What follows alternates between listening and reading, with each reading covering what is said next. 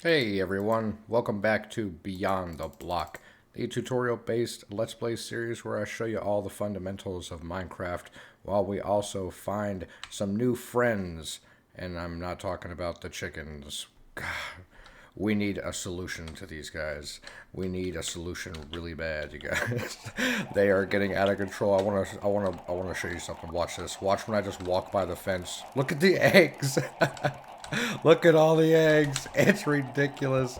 Oh my god, guys.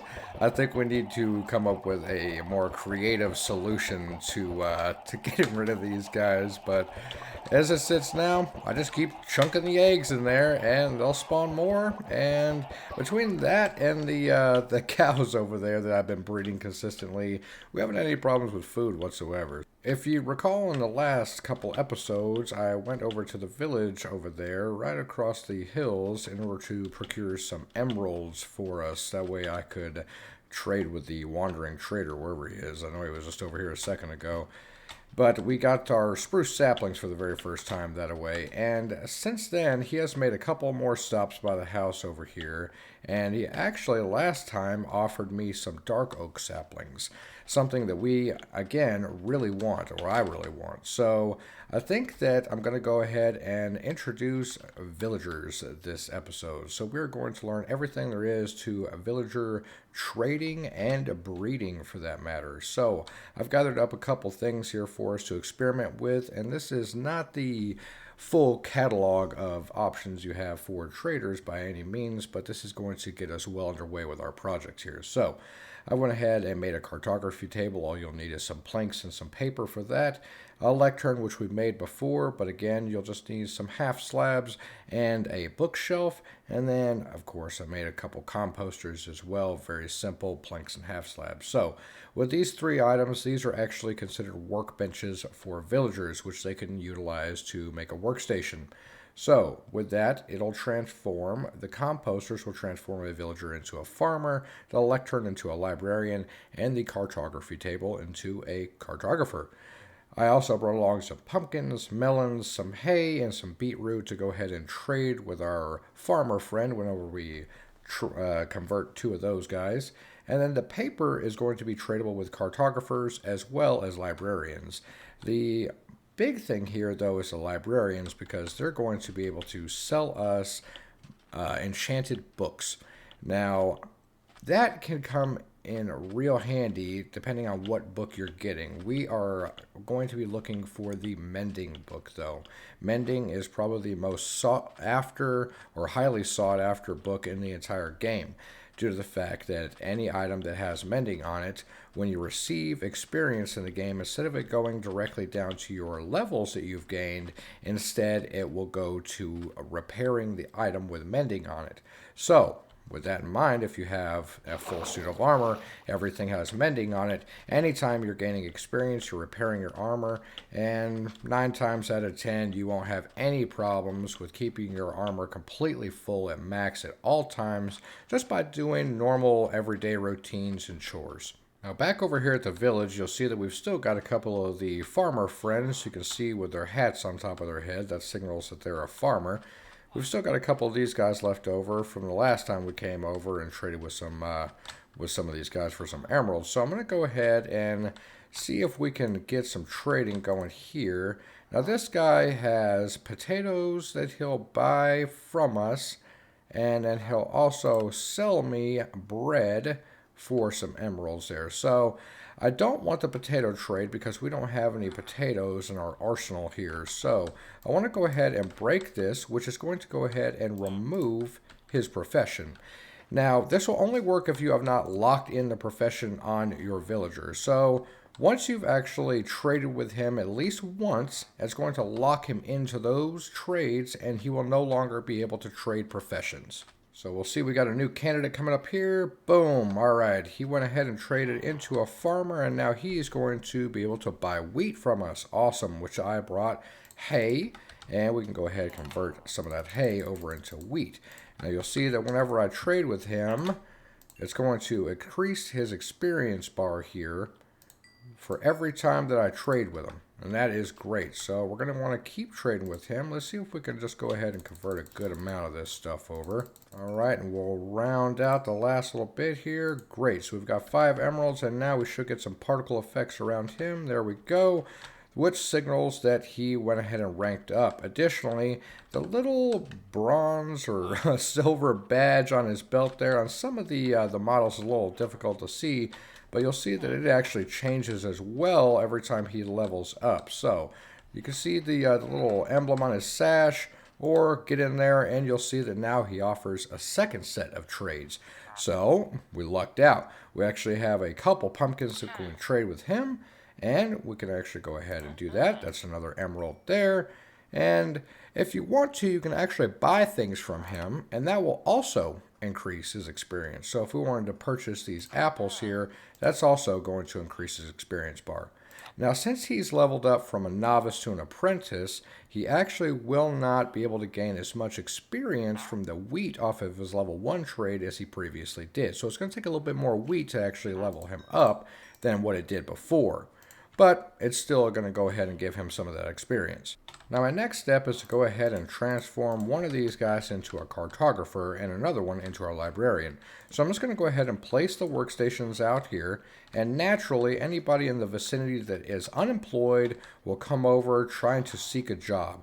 As long as they have a bed to lay their head down and a workstation here, then that is going to entice them to come over and seek employment. So now that they're done with their evening meeting, you'll see that they're actually going ahead and they're going to start to seek employment here. So now this guy is transformed over to a librarian.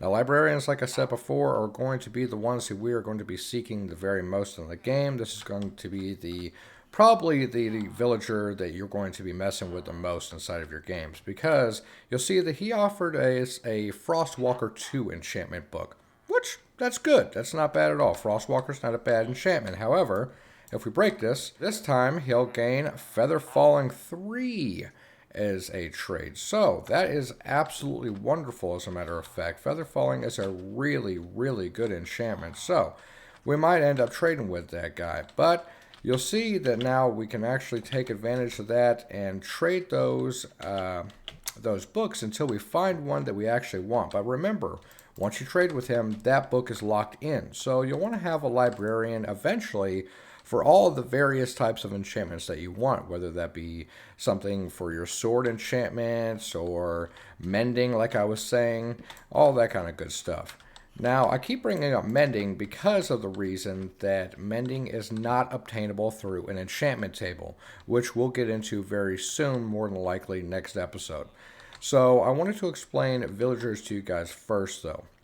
The mending enchantment is only obtainable through the librarians, and it's extremely rare considering the fact that there are so many enchantments in the game. You might have to cycle through this lectern here multiple times until you actually land on the book that you're seeking. Now, the other gentleman that I went ahead and made was a cartographer. Now, the cartographer, like I said, not only has a paper trade, which is really good, but he'll sell you maps, empty maps to begin with. But eventually, whenever you level him up, he'll sell you more detailed maps, meaning he'll sell you maps for ocean monuments and woodland mansions, all sorts of stuff. So he is going to come in handy for our future adventures. Whenever we want to break out and set out on a really grand adventure, the cartographer is probably going to be the way that is going to lead us, because we'll be able to come over here, grab a map for, let's say, a woodland mansion from him, and then we'll follow that map out to our destination. So like I said, now that I have leveled up the cartographer to an apprentice level, he is offering us an ocean explorer map. So if we ever want to head out to a nearby ocean monument and do that, then that's actually an option for us. So, and once we level him up again, he'll get a third set of trades here, and possibly, like I said, might be a woodland mansion map. But for now, I think I'm going to go ahead and cycle through this lectern until I get this guy to have a mending book. Now, if mending isn't necessarily something that you want to land on, or you're just not having any good luck, Fortune 3 is an absolutely stellar enchantment to grab as well. It is the max level that you can get on Fortune, And fortune is something that primarily you're going to want to put on your pickaxe first off. It can go on things like your shovel and your axe, but the pickaxe is going to be your bread and butter. Anytime that you mine a mineral, let's say diamonds, with a Fortune 3 pickaxe, you have a chance to get up to 3 times as many, because it's Fortune 3, diamonds from each single ore. Meaning that if you're very lucky, out of an 8 vein of diamonds, you could possibly get up to 24 diamonds. So again, Fortune 3 is not a bad choice, guys, if you happen to land on that one. All right, and with a little bit of luck and a whole lot of persistence, we finally managed to get mending on here. So that is absolutely fantastic. We're going to need 24 emeralds and 1 book for every copy of mending that we'll want. This guy doesn't provide us really with any kind of trade, unfortunately, and it looks like we're probably just going to end up using our cartographer. And, well, actually, that's not even our cartographer. It looks like this village already has a cartographer somewhere. All right, well, we've got 2 of them. So we'll use both of those, use up our paper trades, try and use up as much wheat as we can. We'll stockpile as many emeralds as we can, and then we'll have to run back to the base over there, to the house, because I did not bring any leather with me, unfortunately. I did not think about the book. So I'll run back over there, I'll grab a book, and we'll buy our very first copy of Mending.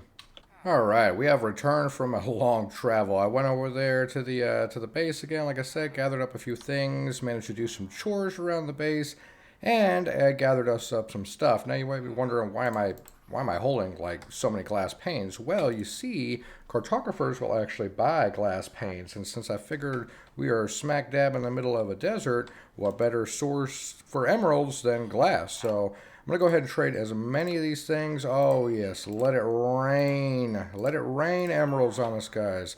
Alright, so we actually managed to cap him out. So even if we had any more glass panes, we couldn't even trade anymore because he is actually already done. You can only trade a certain limit for each item, and if you end up trading so many items to him, let's say that we had like a ton of paper, and for days and days we traded paper and paper, well, he would give you a little bit less. It would start to, well, he only gives you 1 now, but let's say hypothetically he gave you 3 emeralds, he would start to only give you 2 instead. So his prices will start to adjust depending on how much he actually desires those items. So he ended up leveling up off of that. Let's see. Did the particle effects already happen? Is he? Yes, he is leveled up. All right. We have a Woodland Explorer map and an Ocean Explorer map off of this guy now. That is awesome. And for every compass, he will actually give us an emerald, which is a heck of a deal too. And he might have leveled up again because we traded so many glass panes. Is he? I can't tell. It looks like he's like he is right on the cusp of leveling up. If he's not, I tell you what, look at that. Holy cow. Let's see if we can pop him over there with 1 more, huh? Yep, there it is. All right. So he is an expert, halfway through expert, as a matter of fact. Holy cow. So now he's offering us different varieties of banners. So he will give you different colors. It's not always going to be light gray and yellow. And then he'll finally cap out. I don't know if we have enough materials to get him to master, but at master he'll have 1 final trade as well. Before anything happens to our real good friend here, Mr. Mending, let's go ahead and seal the deal, grab our very first mending book ever in this series, and now he is locked into that trade. So, unless this gentleman here dies for whatever reason, we'll pull our sword away, by the way. Unless he dies for whatever reason, he will always provide us mending. And hopefully whenever we level him up, his next set of trades will be another book, and then the third one will be actually a 3rd book as well. It's not always guaranteed, but we can possibly get up to 3 books with this guy as trades. So that is really, really good, you guys. But you might be thinking, well, let's go ahead and enchant that mending on there. Unfortunately, that's not the best course of action. As you have probably determined by now with Minecraft, everything needs to come in order. So for right now, we actually need to hold on to the mending book because we're going to need to enchant an item with our enchanting table that we've yet to make yet beforehand, and then we'll add the mending book onto there. But I figured I really needed to show you guys how to obtain mending because, like I said, it's crucial in your series, in your playthrough. It's going to be one of the most highly sought after ones in the game. So that's how you grab it. But let's finish up over here, guys. Now, as far as these villagers, I have yet to show you guys breeding, which is something that I definitely want to show you guys. So I'm going to go over here and let's make a little bit of bread. Now, this bread, we're actually not going to be trading this. We're going to be using this, and this is a perfect opportunity because they're in their evening meeting over here talking about the day's events. So we can actually go ahead and throw this bread out here. So what's going to happen is that these guys are going to go ahead and you'll see them starting to pick this bread up. Now, whenever one of these villagers is full enough, that is what is going to put them into love mode. And whenever they go into love mode, they're going to seek another villager nearby, and they are going to, if all of the parameters are met, make a baby. So the parameters are that it's kind of swayed back and forth over the years of Minecraft, but as it sits right now, you're going to need a bed nearby. So as long as they have a bed nearby and their bellies are full, then they will start to breed. So let's see if we can fill these guys up on some bread and hopefully capture one of them breeding for us. There we are, perfect. So the love particles, just like your animal friends back home, are going to indicate that these are in love mode, and we should see a young villager pop out here if we have enough beds. Now, if we do not have enough beds, there we go. Okay, so this right here is indicating that we actually do not have enough beds for them to breed. So they are full, however, we'll need to craft just a couple of beds for them to occupy. So for now, instead of running all the way home, ooh, more bread that we can use, fantastic. We're going to go ahead and just lay my bed down here, and they'll go ahead and have that. So I'm going to lend them my bed. You guys can go ahead and have that right there. So now that we've got that there, we'll go ahead and throw out a little bit more bread, see if we can pop them back into love mode again, and hopefully they'll realize that that bed is going to be just perfect for a young one. Oh, there we go on the other side. I see it. Are they going to go ahead and make a baby? All right, there we go, our very first young'un. So we finally have a baby villager in here, so we've managed to finally breed one. Now, like I said, we can actually get them to to make more babies if we lay down a couple more beds. So if you want to really fill your village up with a whole bunch of villagers, then this is the way you can go ahead and start introducing them into your world. Go ahead and get you a bunch of beds. You can make maybe a bunkhouse or something like that and store a bunch of beds in there, and just make sure that you provide plenty of food. Now, another thing that's nice is if you have plenty of farmers around here, while they're doing their chores during the day, they're going to actually be farming up these crops. Whenever they farm up these crops, they're going to be storing them in their inventory. They will actually go out and seek out other villagers that don't meet the requirements of having enough food in their inventory. You see, they have an 8-slot inventory bar down there that can get filled up as well, kind of similar to what ours is. And if there's no food in there, then the farmer will go ahead and chunk that food over to the, let's say, librarian there. Eventually, he'll be full enough to want to go into love mode and will seek out a partner. So make sure you have plenty of farmers nearby, and they will kind of do the grunt work for you as far as taking care of all the food in the village there. And then all you have to do is just lay down a bunch of beds and reap the rewards. So a couple last things before we take off for the day at the town over here. The village center is always going to be indicated by this bell, like I said earlier. Now, if you go ahead and ring that bell, you'll see that that is going to put them into like a warning mode. Basically, this tells them that danger is nearby and they need to immediately go back to their home, their designated home area, wherever that might be. So you can go ahead and ring this a couple times. Shout Ireland at the top of your lungs and go ahead and get them to retreat back to their homes. Now, some of these guys that might be on the outskirts out here might not be in the radius of actually like hearing the bell. So you're just going to get the ones around the general vicinity here. However, like I said, if there's a dangerous mob nearby or something and you want to get them inside, go ahead and ring that, and that will indicate that they need to venture indoors. Also, you might have noticed that these guys have some protectors nearby. Some of them are actually stuck in this little small ravine here, but these are iron golems. So iron golems will spawn when certain requirements are made around the village. If the villagers every about 10 seconds will detect if certain requirements are made, and if they are, then they will spawn an iron golem to protect them from dangers. And this village is so large that actually there's a few more of these guys roaming around here. So this village is so large that it has a couple different iron golems to spawn around here. Now you can actually use that to your advantage, and we will in the near future to make an iron golem farm or an iron farm.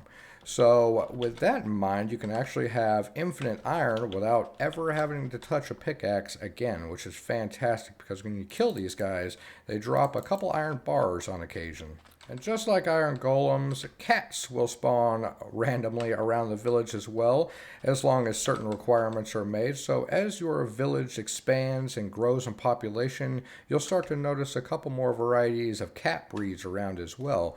If you want to tame a cat, all you'll need is to make a fishing pole. I know we haven't introduced fishing quite yet, but it's very simple. You'll just need some string and some sticks, and you'll cast your line out into a body of water. Occasionally you'll catch a raw cod, and with the raw cod you can actually very quietly, very sneakily get up next to the cat and feed him some cod, and that will tame him.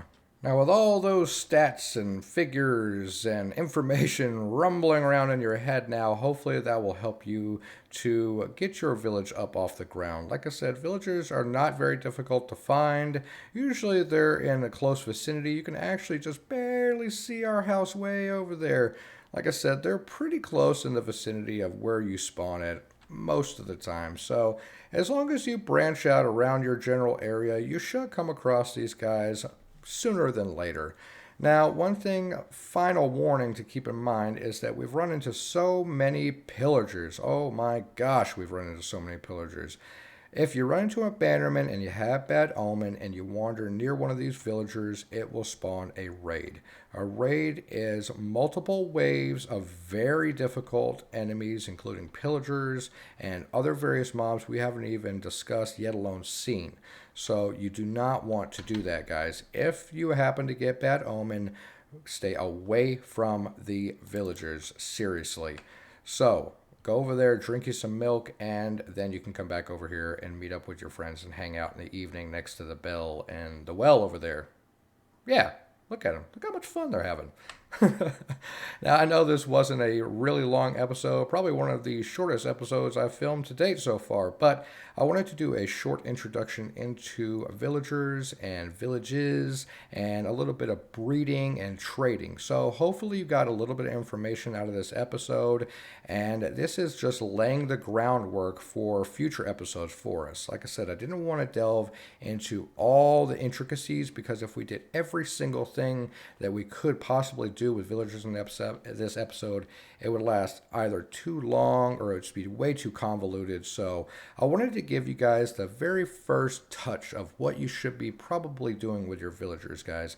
Now, by no means is this exactly what we should be doing, but like I said, this is probably the most ideal situation. You can go ahead and get your mending book. You can start messing around with librarians and seeing what enchantments you can get. And not to mention, the farmers are fantastic for supplying you with food for you and your villagers to start breeding with. So again, I hope that you gained something out of this episode, at least one tidbit that you didn't know before. But in the next episode, guys, this one laid the groundwork for enchanting, and boy, oh boy, enchanting is going to be a big one. So we are definitely going to dive into that next episode. So if you have been curious of how we can get our nice diamond armor to be even shinier, then please stick around for the next one, guys. Until then, thank you so much for hanging out with me. I love you guys so much. If you like what you've seen, please drop me a like, subscribe, and share with all your friends. I'll see you in the next one. Bye for now.